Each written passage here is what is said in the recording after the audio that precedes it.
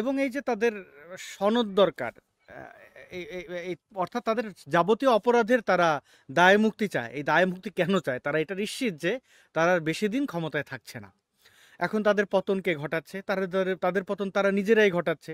NCP একদম খুব দায়িত্ব নিয়ে এত অল্প সময়ের মধ্যে বিশাল এক চাঁদাবাজ বাহিনী হয়ে গেছে। এনসিপির যে নাহিদের বাবার ধর্ষণকাণ্ড, এগুলো তো মোটামুটি স্পষ্ট সবার কাছেই। কিন্তু এই ভিডিওটা আমার মনে আছে আমি আগস্টের 10 তারিখ আপলোড করেছিলাম গত বছর। কিন্তু এটা নিয়ে খুব একটা মানুষ আলোচনা করে নাই। কেন আলোচনা করে নাই কে জানে। এখন যখন নাহিদের বাবার এই যে গুন্ডামি দেখার পরে মনে হচ্ছে আরে ক্যারেক্টারে তো মিলে যাচ্ছে, এখন অনেকে হুশে ফিরেছেন। এবং এই যে একটা ছেলে নাহিদ না আপু? রিয়াদ, হ্যাঁ রিয়াদ নামের যে ছেলেটি চাঁদাবাজি করতে যেয়ে অ্যারেস্ট হলো, তার চাঁদাবাজির ক্লিপ আপনি দেখেন, অদ্যত্ত দেখেন কি পরিমাণে হুমকি ধমকি দেয়।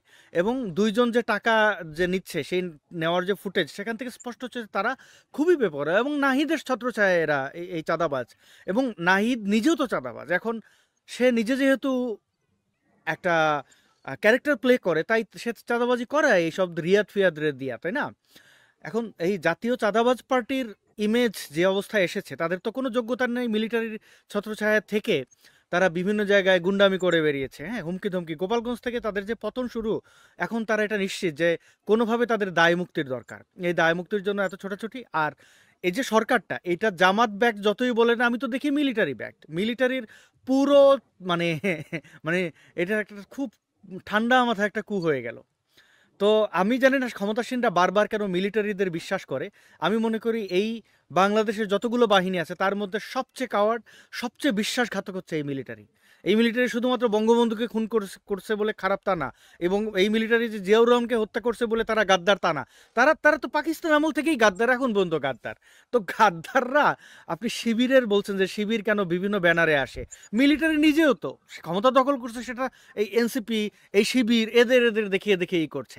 সামনে দেখবেন তারাই ক্ষমতা নেবে, কিন্তু বিভিন্ন পুতুল সামনে রাখবে। তো এই পুতুলটা তো আর মানুষের মতো খেলতে পারবে না। এটাই আমার প্রাথমিক বক্তব্য। জি, পুলক ঘটক মানে মনে করেন এখন তাদের এই বিরোধটা চরম আকার ধারণ করলো, কারণটা কি? আমার কাছে সুলতানা আপা বিরোধ চরম আকার ধারণ করেছে মনে হয় না। আমার চোখটা একটু অন্যরকম। আমার কাছে একটা সমঝোতার খেলা বলে মনে হয়। বেশ কয়েকটা কারণ আছে যে কারণে আমার এই ধারণাটা। তবে একটা কথা ঠিক, যে তারা ওই যে আমাদের এক ভাই আরাফাত মুন্না, আপনি হয়তোবা চেনেন, আপনারও ছোট ভাই, আমাদেরও ছোট ভাই, সাংবাদিকতায় আছে। আরাফাত মুন্না একটা স্ট্যাটাস দিয়েছিল যে যদি কোনো শিবিরের ছেলেকে জিজ্ঞেস করেন আমাদের সাংবাদিকতা পেশায়, যদি তাকে শিবির বলেন, ইন্টারেস্টিং পার্ট হচ্ছে তার সঙ্গে সঙ্গে বলবে ট্যাগিং এর রাজনীতি বন্ধ করেন। এবং এই কথাটা বলার পরে মুন্না জিজ্ঞাসা করছে, ভাই কতদিন পরিচয় গোপন করে এই রাজনীতিটা করবেন? এরা পরিচয় গোপন করে রাজনীতিটা করতে চায় একটা কৌশলগত অবস্থান। শিবিরের ছেলেদেরকে, জামাতের লোকদেরকে এখনো পর্যন্ত তাদের এই যে উন্মুক্ত পরিবেশে থেকেও বিভিন্ন মাধ্যমে তারা আছে। একটা সামাজিক গ্রহণযোগ্যতার মারাত্মক সমস্যা আছে জামাত এবং শিবির পরিচয়। বাংলাদেশের মুক্তিযুদ্ধ এখনো বহু মানুষের, বিপুল সংখ্যক বাঙালির প্রাণের জায়গা। মুক্তিযুদ্ধ বিরোধী দল তো, ওখান থেকে নিজেদেরকে একটু আলাদা করা এবং স্বতন্ত্র পরিচয় দেওয়া। এরা যে দলটা গঠন করেছে, ওই যে এবি পার্টির নেতা, এবি পার্টি তো জামাতের একটা আরেক নামে তারা এবি পার্টিতে গঠন করেছিল। এদের এনসিপিটা এবি পার্টির একটা অংশ এসছে। আর ওই ইয়ার যে শক্তি দই, তারপরে ছাত্র শক্তি, তারপরে নাগরিক শক্তি, এটা ব্র্যান্ড হচ্ছে ডক্টর ইউনূসের সামাজিক ব্যবসার ব্র্যান্ড। উনি শক্তি দই করেছিলেন সব, ওনার নামগুলোর সঙ্গে শক্তি পাবেন আপনি। না, ওনার যে পার্টি সেটাও নাগরিক শক্তি, এরা যে ছাত্র শক্তি সেটাও। তো পরিপূর্ণভাবে যদি সরাসরি শিবিরের সঙ্গে বা জামাতের ব্র্যান্ডে যদি কাজ করতে দেওয়া অসুবিধা হতো। এ কথাটা 1 বছর আগেই জামাত তাদের অবস্থানটা পরিষ্কার করেছে, একাধিকবার বলছে। এই পর্যায়ে এসে কেন বলছে? একটা হচ্ছে যে কয়েকটা জায়গায় মনে হয় তারা সমঝোতা করতে চাচ্ছে, আমার মনে হয়েছে। একটা হচ্ছে যে বিএনপি কে একটা জায়গা, আপনারা মনে করতে পারেন যে বিএনপি কে সমালোচনা করেছে, না, পুরো ক্রেডিটটা মানে উনি সমালোচনার ছলে পুরো ক্রেডিটটা বিএনপির হাতে তুলে দিয়েছে। আমরা তো রাজনৈতিক কি বলছেন না, জাতীয় ঐক্যমত্যে সরকার চেয়েছিলাম, এই উপদেষ্টারা তো সব তারেক রহমানের, এটা শুধু শিবির একা করে নাই, এটা বুঝাতে যাচ্ছে, এটা আপনারাও করেছেন।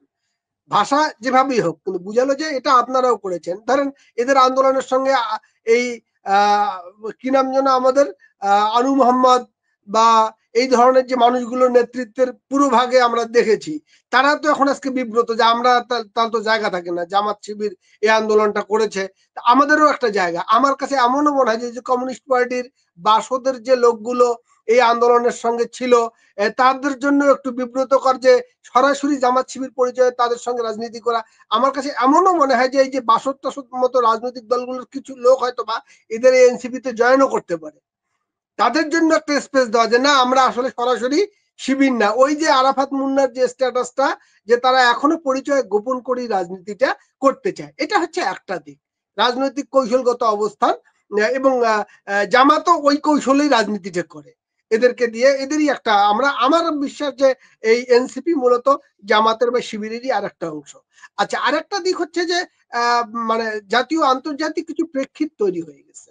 এই যে কয়েকদিন আগে আপনার চার্জ দ্য অ্যাফেয়ার্স যুক্তরাষ্ট্রের উনি তারেক রহমানের সঙ্গে একটা মিটিং করে এসেছেন, আবার ইয়ার সঙ্গে বৈঠকের পরে নিশ্চয়ই এমন কোনো বার্তা দিয়েছেন ইউনূসের সঙ্গে বৈঠকের পরে যে এরা খুব জোরালো ভাবে জঙ্গিবাদের বিরুদ্ধে একটা এই সরকারের পক্ষ থেকে স্টেটমেন্ট দেওয়া হলো যে জঙ্গিবাদকে বরদাস্ত করবে না।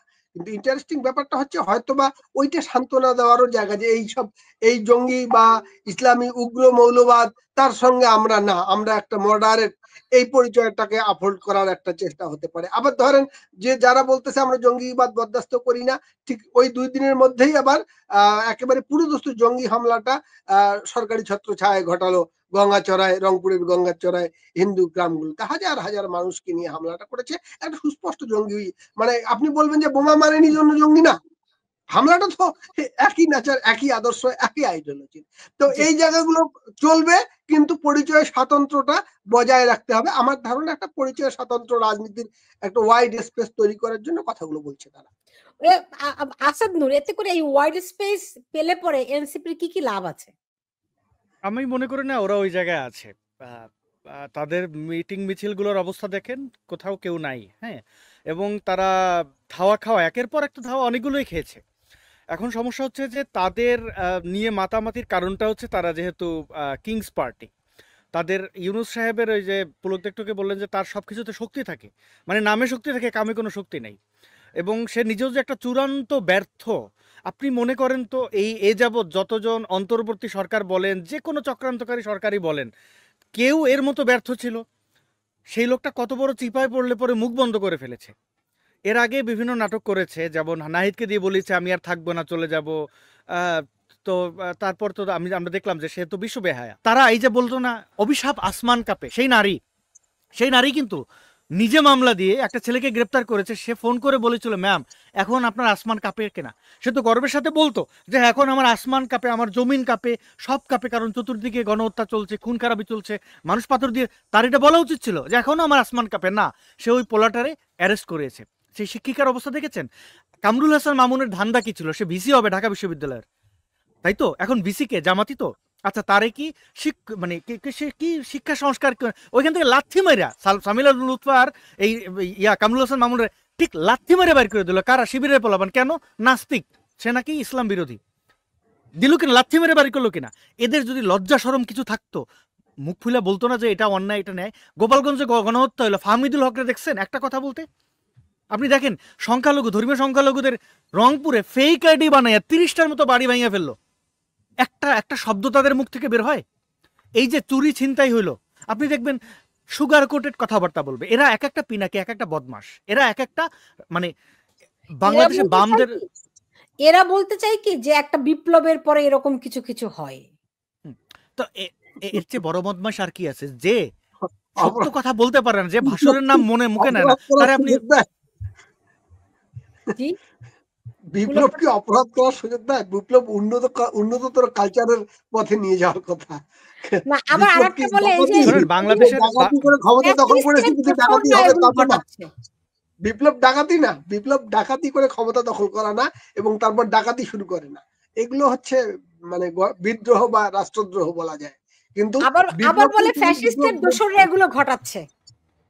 দেখেন, জামাত শিবির ছাড়া এনসিপির তো কোনো ক্ষমতা নাই। এখন এনসিপির ক্ষমতা তো নাই, এরপরে চাঁদাবাজি কেলেঙ্কারি। আমি মনে করি না যে তারা আসলে কোনো কৌশলের আশ্রয় নিচ্ছে। কৌশলের আশ্রয়ের অংশ হিসেবে কিন্তু নিজের দলের খুব মানে কেন্দ্রীয় নেতাকে চাঁদাবাজিতে ধরা পড়াইয়া এইভাবে 5 জন ধরা পড়া, এটা কোনোভাবেই কৌশল হবে না। এরা আসলে বিব্রত, তারা শত্রু মিত্র বুঝতে পারছে না। শিবির তো কখনোই কারোর বন্ধু হয় না, মানে গাদ্দার, দালাল, রাজাকার, এরা কখনো কারোর বন্ধু হয় বলেন?